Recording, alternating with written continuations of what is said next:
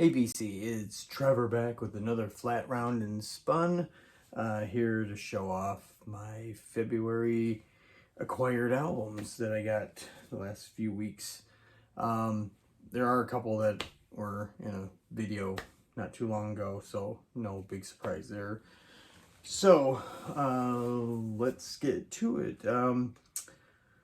First one, obviously earlier in the month, I was trying to find my original intent was trying to find the latest album by Life of Agony, an album called The Sound of Scars, which is a great album. I've been streaming it for like the last 2 years it's been out, and there was supposed to be a colored variant at this record store in my route area because I'm a delivery driver, and I'm like, oh, okay, cool, I could stop by and get it.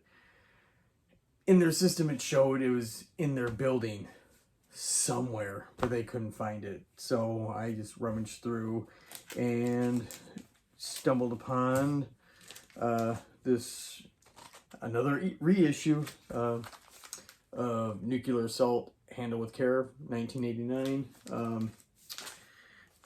Again, I use the word classic far too much, but yes, it is one of those classic thrash crossover albums. But yeah, it sounded cool. It's got this cool red with the black smoke variant. There's the band. I hadn't listened to any Nuclear Assault in honestly decades, so it was kind of cool to run into this. I knew it was out, I just never ordered it, but saw it at a record store and figured, why not? So I got it. And next, this was from, I bought 2 albums off of a website that I got turned on to from Nick at the Vinyl Dead YouTube channel and Facebook group. He's always hyping out Rollin' Records, which, they have a lot of official releases, but even more unofficial releases, i.e. bootlegs. So I figured I'd dip my toe in it for the first time. First one I'm going to show is an actual release. I think it said official on the site, but any more with anything having to do with early Glenn Danzig, I don't know, but finally got Earth AD on vinyl. I had this on cassette back in high school, loved it back then. So yeah, this is probably easily my favorite album cover. I mean, and the color scheme I love with the green and purple. But this was the last Misfits album with Glenn Danzig. It's just straight up standard black. Plays at 45. I think it's supposed to be 2 EPs in one being Earth AD and the other side being Wolf's Blood, but it's pretty seamless. It sounds like it just should be one continuous album. Next is my first bootleg album, or unofficial release if we want to get technical. As some of you might know, I am a die-hard Black Sabbath fan. And people will ask me, well, what era is your favorite? I'm like the Tony Iommi era, which, he's throughout the whole thing. Though I do lean towards the Dio era, if, push comes to shove. But one of the singers that goes quite unsung, no pun intended, is Tony Martin, who's actually the second longest singer behind Ozzy being in the band. But, his tenure was in the late 80s, throughout the 90s, and Black Sabbath was, kind of considered a dinosaur band at that point. So in 1989, they had this, what I think is a really cool record. Sounds like 1989, but it's still a good record, is Headless Cross. Like I said, released in 1989 on IRS Records, with Tony Martin on vocals, and I believe this is the first one with Cozy Powell on drums. I mean, for an unofficial release, it looks legit on white vinyl. You know, it has the IRS logo on it. Title songs, and there's an insert, but I'm not going to get into that. But to me, it sounds great. I'm glad I have it. Trying to get the Sabbath catalog on vinyl right now. I mean, the Ozzy ones are relatively easy to get, and earlier last year I did a video on the Heaven and Hell and Mob Rules reissues. I did eventually get Dehuman, you know the one, the 1992 one. Correct me if I'm wrong. I might have to start over, but no, you know me, I'm one take. Dehumanizer, that's what I was looking for. It's Sunday, and I have to get to bed soon. But I got that. I would like to see a reissue of Evil Live. That would be great. But there is a rumor going around that that there might be a Tony Martin Black Sabbath box set. I don't know. It'd be cool. I know it'd be pricey, but oh well. Anyway, let's get on. Next one was in a video I did a couple weeks ago, where it was kind of a surprise, but Circle Jerks Wild in the Streets 40th anniversary. It was supposed to be this splatter vinyl, but it was a standard black. Since that video, Trust Records is trying to remedy that. I guess they've had several complaints, so I wasn't the only one that was in this situation. They're going to try to get out the splattered one. I don't know if I'm keeping this one or if I have to give it back. Either or, you know, I don't mind. So, yeah, I listened to this a couple times. Sounds great. Looking forward to seeing them this coming weekend with Negative Approach. Should be an awesome show. My first show in over 2 years.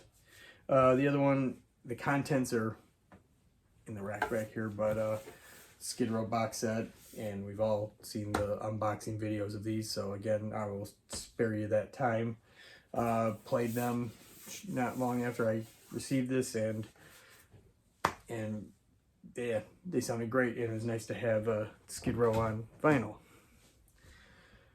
Next one, something I was really looking forward to. It was streaming since last year, and the band had CDs and cassettes of this.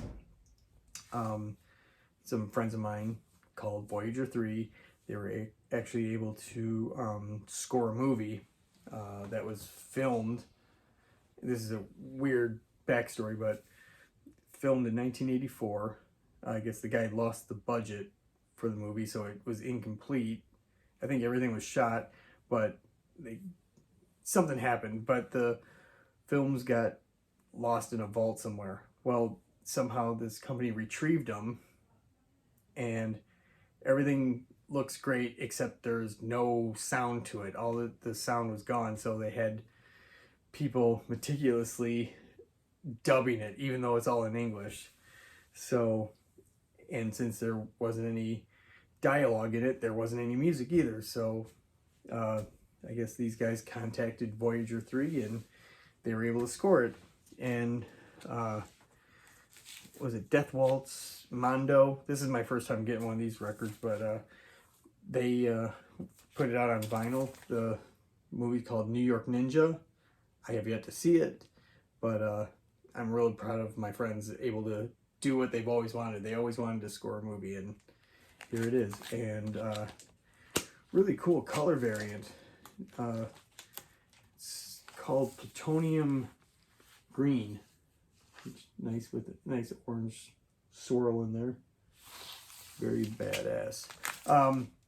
The only thing on this, I know on streaming, and I'm assuming it's on the CD, the last track on there actually has a vocal on it, because Voyager III is an instrumental band, and it really made me happy that there was a vocal, because the three guys in this band used to be called Forge, and they were, you know, a three-piece: guitar, drums, bass, and vocal.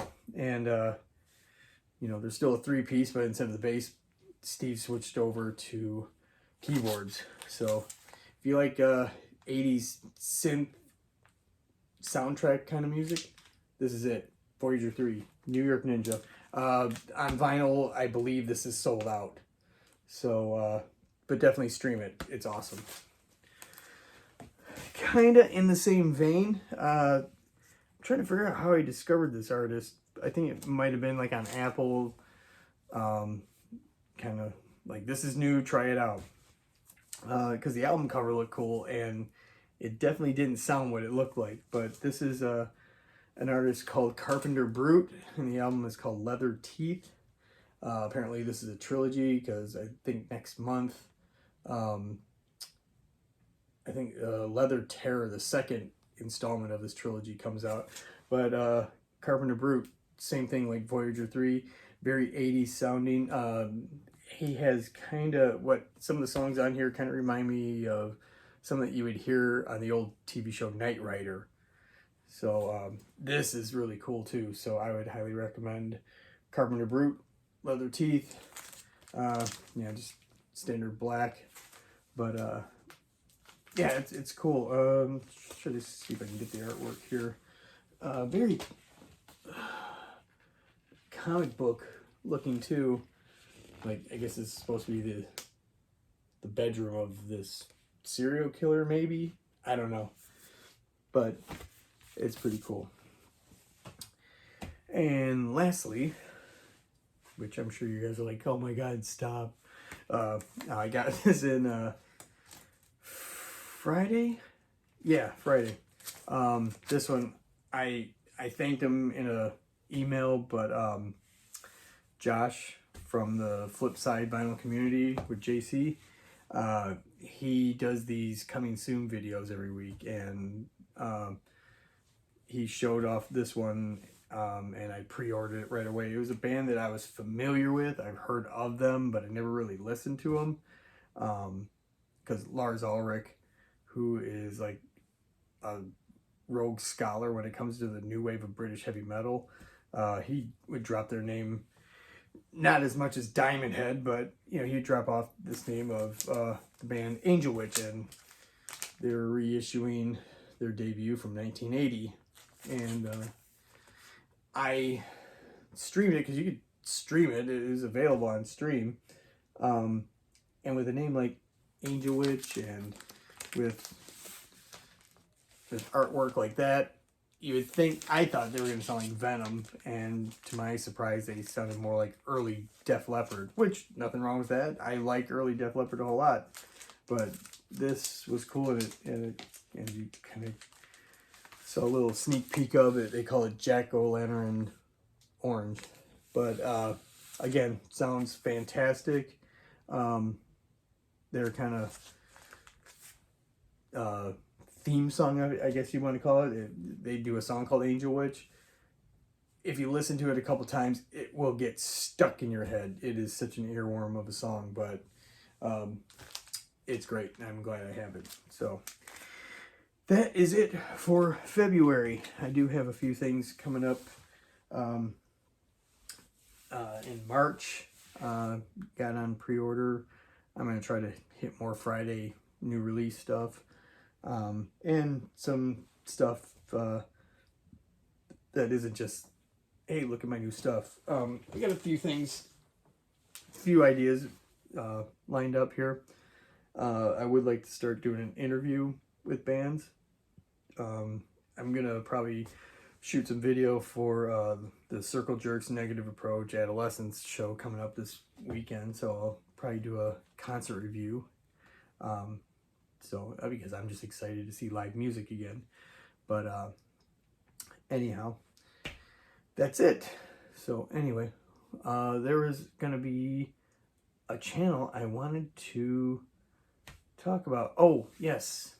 And I will put the description in the description. A guy named Ian. I want to say his video channel is Broke with Audiophile. audiophile tastes. I will correct that. But no, Ian, he has a really cool channel. He used, I don't know if he's still is a metalhead. I think he goes back to stuff he used to listen to, but now it sounds like he's more into indie rock.